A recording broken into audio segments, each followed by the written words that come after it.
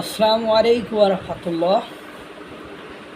গোলাম মাওলা রনি বলেছিলেন যে ডক্টর মোহাম্মদ ইউনূস ক্ষমতাচ্যুত হলে বা কোনো কালে কোনো সময় যদি আওয়ামী লীগ দেশে ফিরে আসে তাহলে গ্রামীণ ব্যাংকের একটা ইটও থাকবে।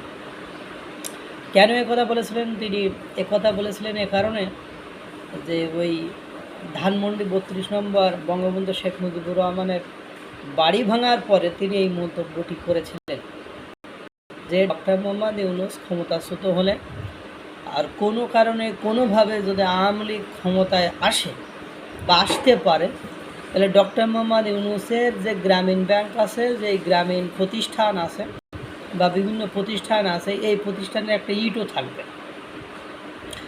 যাই হোক, ততদূরে এখনও যায় নাই বা আওয়ামী লীগ ক্ষমতায় আসে নাই বা সেই ধরনের সম্ভাবনাও সৃষ্টি হয় নাই, কিন্তু একটা ঘটনা তো ঘটে গিয়েছে। কক্সবাজারে ডক্টর মোহাম্মদ ইউনূসের গ্রামীণ প্রতিষ্ঠানের একটা চিংড়ির ঘের আছে, কয়েকশো বিঘা চিংড়ির ঘের আছে। সেই চিংড়ির ঘেরে কালকে ডাকাতি হয়েছে। ভাবতে পারেন, একটা দেশের প্রধান উপদেষ্টার, অর্থাৎ একটা দেশের বর্তমান সময়ের হেড যিনি, তার প্রতিষ্ঠানে ডাকাতি হয়ে সেখান থেকে চিংড়ি মাছ চুরি হয়েছে। পাশাপাশি আপনার সেখানে যে পাহারাদার ছিল তাদেরকে বেদম পিটিয়েছে।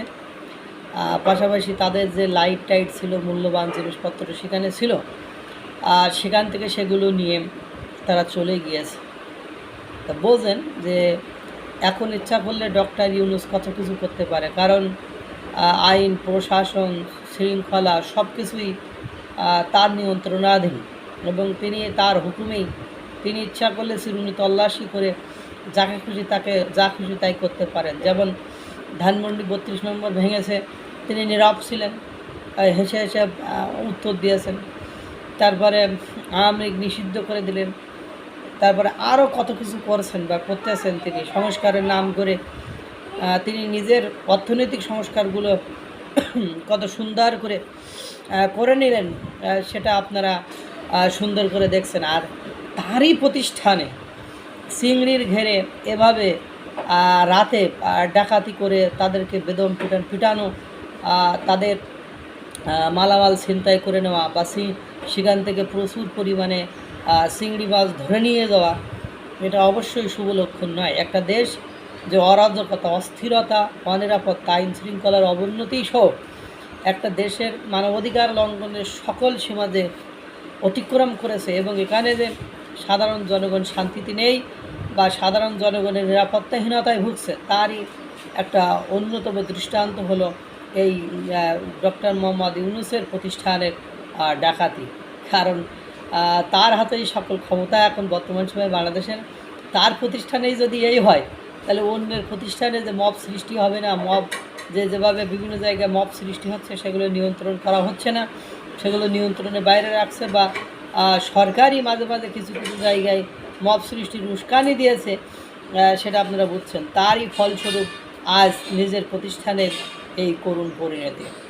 আপনারা দেখবেন যে ভবিষ্যতে আরও কী কী হবে। সে গোলাম মাওলা রনি বলেছিল যে গ্রামীণ ব্যাংকের একখানো ইটও থাকবে না, মানুষ খুলে খুলে নিয়ে যাবে। সেই পরিস্থিতিও হয়তো বা ডক্টর মোহাম্মদ ইউনূস ক্ষমতাচ্যুত হয়ে বেঁচে থাকলে আগামী 10 বছর 20 বছর যদি বেঁচে থাকেন আর কোনো কারণে যদি আওয়ামী লীগ বাংলাদেশের ক্ষমতায় চলে আসেন, তাহলে দেখতে পাবেন সেই ঘটনা আসলেই ঘটে যাবে। ডক্টর গোলাম মাওলা রনি যে ঘটনার কথা বলেছে। আল্লাহ তাআলা সকলকে ভালো রাখুক, সুস্থ রাখুক। আসসালামু আলাইকুম ওয়া রাহমাতুল্লাহ।